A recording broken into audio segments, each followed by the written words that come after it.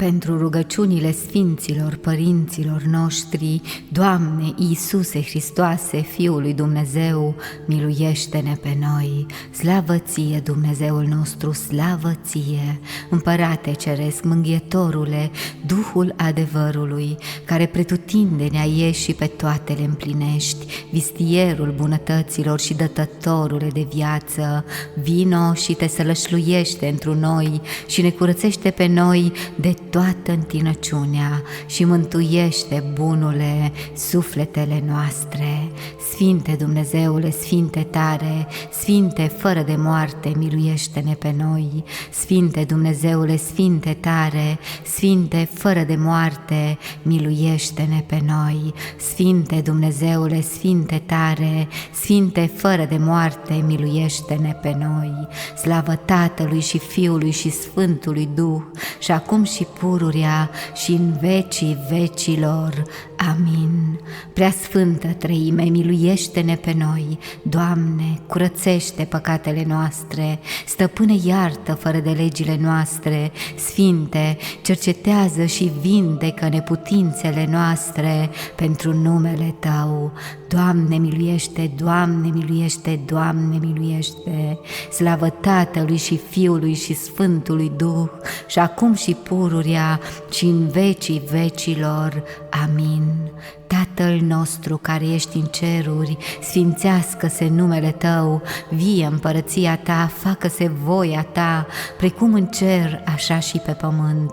Pâinea noastră, cea de toate zilele, dă-ne-o nouă astăzi și ne iartă nouă greșelile noastre, precum și noi iertăm greșiților noștri, și nu ne duce pe noi în ispită, ci ne izbăvește de cel rău. Ca Ta este împărăția, puterea și slava a Tatălui și a Fiului și a Sfântului Duh, acum și pururea și în vecii vecilor. Amin. Doamne miluiește, Doamne miluiește, Doamne miluiește, Doamne miluiește, Doamne miluiește, Doamne miluiește, Doamne miluiește, Doamne miluiește, Doamne miluiește, Doamne miluiește, Doamne miluiește, Doamne miluiește. Miluiește-ne pe noi, Doamne, miluiește-ne pe noi, că nepricepându-ne de niciun răspuns, această rugăciune aducem Ție ca unui stăpân, noi, păcătoși și robii Tăi, miluiește-ne pe noi. Slavă Tatălui și Fiului și Sfântului Duh. Amin. Doamne, miluiește-ne pe noi, că întru Tine am nădăjduit, nu Te mânia pe noi foarte, nici pomeni fără de legile noastre, ci caută și acum ca un milostiv și ne izbăvește pe noi de vrăjmașii noștri, că Tu ești Dumnezeul nostru și noi suntem poporul Tău, toți lucrul mâinilor Tale și în numele Tău chemăm, și acum și pururea și în vecii vecilor. Amin. Ușa milostivirii deschide o nouă, binecuvântată născătoare de Dumnezeu Fecioară, ca să nu pierim cei ce nădăjduim întru Tine, ci să ne mântuim prin Tine din nevoi, că Tu ești mântuirea neamului creștinesc. Cred într-unul Dumnezeu, Tatăl Atotțiitorul, Făcătorul cerului și al pământului, văzutelor tuturor și nevăzutelor, și într-unul Domn Iisus Hristos, Fiul lui Dumnezeu, unul născut, care din Tatăl s-a născut mai înainte de toți vecii, lumină din lumină, Dumnezeu adevărat din Dumnezeu adevărat, născut iar nu făcut, cel de o ființă cu Tatăl, prin care toate s-au făcut, care pentru noi oamenii și pentru a noastră mântuire s-a pogorât din ceruri și s-a întrupat de la Duhul Sfânt și din Maria Fecioara și s-a făcut om și s-a răstignit pentru noi în zilele lui Ponțiu Pilat și a pătimit și s-a îngropat și a înviat a treia zi după Scripturi și s-a înălțat la ceruri și șade de-a dreapta Tatălui și iarăși va să vină cu slavă să judece vii și morții, a cărui împărăție nu va avea sfârșit și întru Duhul Sfânt, Domnul de viață făcătorul, care din Tatăl purcede, cel ce împreună cu Tatăl și cu Fiul este închinat și slăvit, care a grăit prin proroci, într-una sfântă, sobornicească și apostolească biserică, mărturisesc un botez într-o iertarea păcatelor, aștept învierea morților și viața veacului ce va să fie. Amin. Doamne miluiește, Doamne miluiește, Doamne miluiește, Doamne miluiește, Doamne miluiește, Doamne miluiește, Doamne miluiește, Doamne miluiește, Doamne miluiește, Doamne miluiește, Doamne miluiește, Doamne miluiește. Doamne, auzi rugăciunea mea, ascultă cererea mea într-o credincioșia Ta, auzi-mă într-o dreptatea Ta, să nu intri la judecată cu robul Tău, că nimeni din cei vii nu-i drept înaintea Ta. Vrăjmașul prigonește sufletul meu și viața mea o calcă în picioare, făcut-o-mă să locuiesc în întuneric, ca morții cei din veacuri, mâhnit e Duhul în mine și inima mea încremenită înăuntrul meu. Adus-mi am aminte de zilele cele de demult, cugetat am la toate lucrurile Tale, la faptele mâinilor Tale m-am gândit, întins am către Tine mâinile mele, sufletul meu ca un pământ însetoșat, de grab auzi-mă, Doamne, că a slăbit Duhul meu. Nu-ți întoarce fața Ta de la mine, ca să nu mă asemăn celor ce se coboară în mormânt. Fă să aud dimineața mila Ta, că la Tine mi-e nădejdea. Arată-mi calea pe care voi merge, că la Tine am ridicat sufletul meu. Scapă-mă de vrăjmașii mei, că la Tine alerg, Doamne. Învață-mă să fac voia Ta, că Tu ești Dumnezeul meu.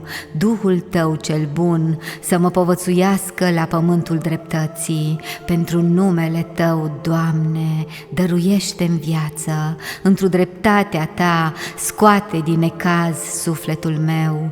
Fă bunătate, destârpește pe vrăjmașii mei și pierde pe toți cei ce necăjesc sufletul meu, că eu sunt robul Tău. Slavă Tatălui și a Fiului și a Sfântului Duh, și acum și pururia și în vecii vecilor. Amin. Aliluia, aliluia, aliluia. Doamne miluiește, Doamne miluiește, Doamne miluiește. Miluiește-mă, Dumnezeule, după mare mila Ta și după mulțimea îndurărilor Tale, șterge fără de legea mea. Mai vârtos mă spală de fără de legea mea și de păcatul meu mă curățește, că fără de legea mea eu o cunosc și păcatul meu înaintea mea este pururia.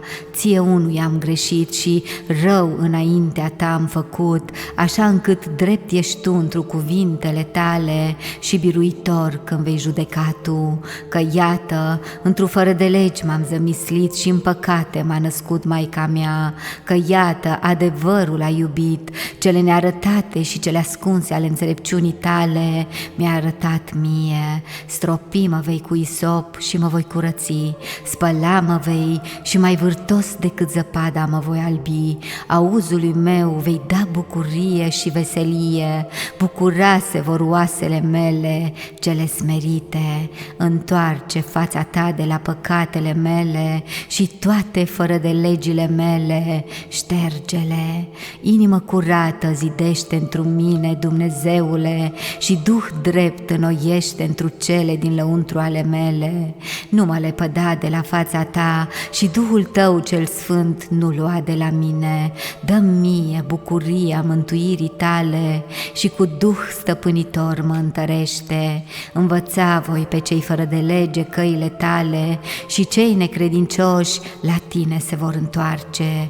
Izbăvește-mă de vărsarea de sânge, Dumnezeule, Dumnezeul mântuirii mele. Bucura-se-va limba mea de dreptatea Ta. Doamne, buzele mele vei deschide și gura mea va vesti lauda Ta, că de-ai fi voit jertfă ți-aș fi dat. arderile de tot nu le vei binevoi, jertfa lui Dumnezeu, Duhul umilit, inima înfrântă și smerită, Dumnezeu nu o va urgisi. Fă bine, Doamne, într-o bunăvoirea Ta Sionului și să se zidească zidurile Ierusalimului. Atunci vei binevoi jertfa dreptății prin nosul și arderile de tot. Atunci vor pune pe altarul Tău viței. Mare dar este să fii propovăduitor al Evangheliei lui Hristos, să semeni în lume semințele cuvântului dumnezeiesc, cu acesta fiind învrednicit și noi cinstirea cuvenită aducem. Bucură-te, Sfinte Ierarh Niceta, darul Evangheliei lui Hristos. Pământul daco-român a primit din primele veacuri Evanghelia lui Hristos și neamul cel nou născut din apă și din Duh, așa moștenirea creștină a lăsat. Bucură-te, Sfinte Ierarh Niceta, pământeanul dac!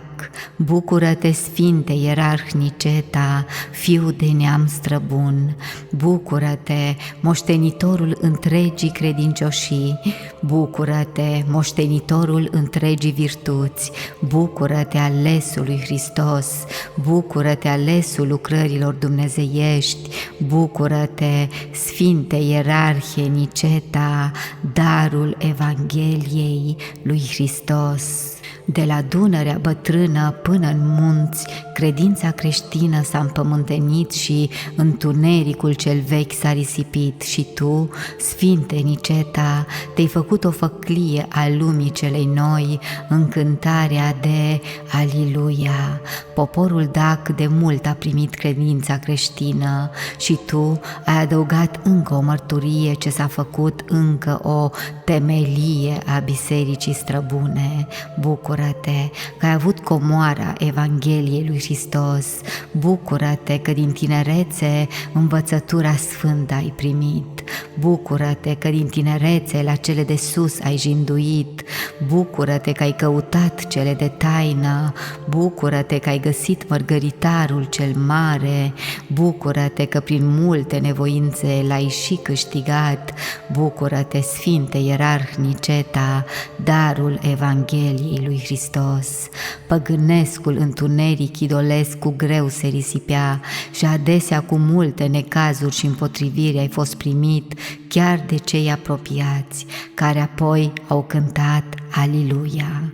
Poporul daco-român se deosebea de celelalte popoare păgâne și idolești și cu mărturisire sta în mijlocul lor și tu, Niceta, erai unul dintre cei mai râvnitori. Bucură-te, arhiereul daco-român, bucură-te, al Bisericii lui Hristos cu adevărat slujitor, bucură-te al altarului sfânt liturghisitor, bucură-te al pământului străbun sfințitor, bucură-te, cel între primii sfinți părinți, bucură-te, Părinte, care mulți fii ai lăsat, bucură-te, Sfinte Ierarh Niceta, darul Evangheliei lui Hristos, iubitor de cuvântul dumnezeiesc al lui Hristos, al Evangheliei dar ai primit, că toți te știau ca pe un mare propovăduitor sfânt, în cântarea de Aliluia, și popoarele păgâne din jur te ascultau și mulți la credința creștină alergau și așa ca un urmaș al apostolilor ai fost și un întemeietor de biserică.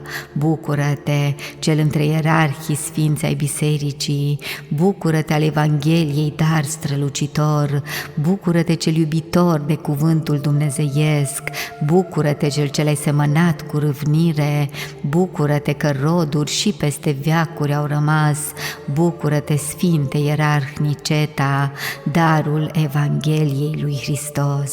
Și în alte țări ai mers și până în Italia ai ajuns, unde prieten cu Sfântul Paulin de Nola te-ai făcut, îndoind iubirea de cele sfinte, în cântarea de Aliluia. Biserica primelor veacuri prin multe încercări a trecut și chiar jertfe mucenicești a avut, că idolatria păgână era mult legată față de cele lumești. Bucură-te că ai luptat mult cu păcatul cel vechi, bucură-te că ai luptat mult cu patimile idolești, bucură-te că propovăduirea ta era împotriva păcatului, bucură-te că vestirea ta era izbăvirea de păcat, bucură-te că peste tot cu păcatul te-ai războit, bucură-te că păcatul așa l-ai biruit, bucură-te, Sfinte Ierarh Niceta, darul Evangheliei lui Hristos. Și scriitor iscusit ai fost și cântări sfinte ai făcut să fie spre lauda celor credincioși și cinstirea slujbelor bisericești, în cântarea de Aliluia. Imnul Pe tine te lăudăm a rămas ca un dar bisericii și credincioșilor creștini, prin care se aude cu glas ceresc mărirea lui Hristos. Bucură-te, păstorul cel bun al turmei creștine, bucură-te, cântare sfântă pentru oile lui Hristos, bucură-te, glas de taină mântuitoare, bucură-te, glas de Duh preasfânt, bucură-te, chemarea sfântă ce ne-a rămas și nouă, bucură-te, glăsuire ce nu contenește, bucură-te, Sfinte Ierarh Niceta, darul Evangheliei lui Hristos. Prăznuim și noi cu cinstire pomenirea ta, care a rămas neuitată peste veacuri și vremi, și așa te avem chip de icoană între primii sfinți părinți ai Daciei creștine, în cântarea de Aliluia. Biserica lui Hristos din Dacia are cartea Evangheliei înscrisă și cu numele tău, numele urcat la cer deodată și cu numele noastre. Bucură-te, nume de dar al lui Hristos, bucură-te, nume bisericii creștine, bucură-te, nume al credinței pământului românesc, bucură-te, nume de veșnicie, bucură-te, nume înscris pe Evanghelia vieții, bucură-te, nume de Sfânt Părinte, bucură-te, Sfinte Ierarh Niceta, darul Evangheliei lui Hristos.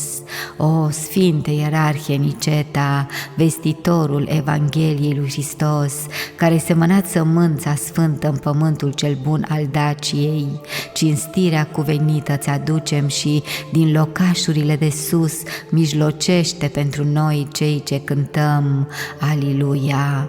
O Sfinte Ierarhie Niceta, vestitorul Evangheliei lui Hristos, care ai semănat sămânța sfântă în pământul cel bun al Daciei, cinstirea cuvenită ți-aducem și din locașurile de sus mijlocește pentru noi cei ce cântăm Aliluia. O Sfinte Ierarhie Niceta, vestitorul Evangheliei lui Hristos, care ai semănat sămânța sfântă în pământul cel bun al Daciei, cinstirea cuvenită ți-aducem și din locașurile de sus mijlocește pentru noi cei ce cântăm Aliluia.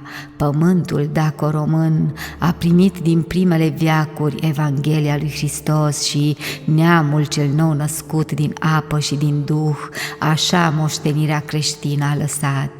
Bucură-te, Sfinte Ierarh Niceta, pământeanul Dac, bucură-te, Sfinte Ierarh Niceta, fiu de neam străbun, bucură-te, moștenitorul întregii credincioșii, bucură-te, moștenitorul întregii virtuți, bucură-te, alesul lui Hristos, bucură-te, alesul lucrărilor dumnezeiești, bucură-te, Sfinte Ierarh Niceta, darul Evangheliei lui Hristos. Mare dar este să fii propovăduitor al Evangheliei lui Hristos, să semeni în lume semințele cuvântului dumnezeiesc, cu acesta fiind învrednicit și noi cinstirea cuvenită aducem. Bucură-te, Sfinte Ierarh Niceta, darul Evangheliei lui Hristos.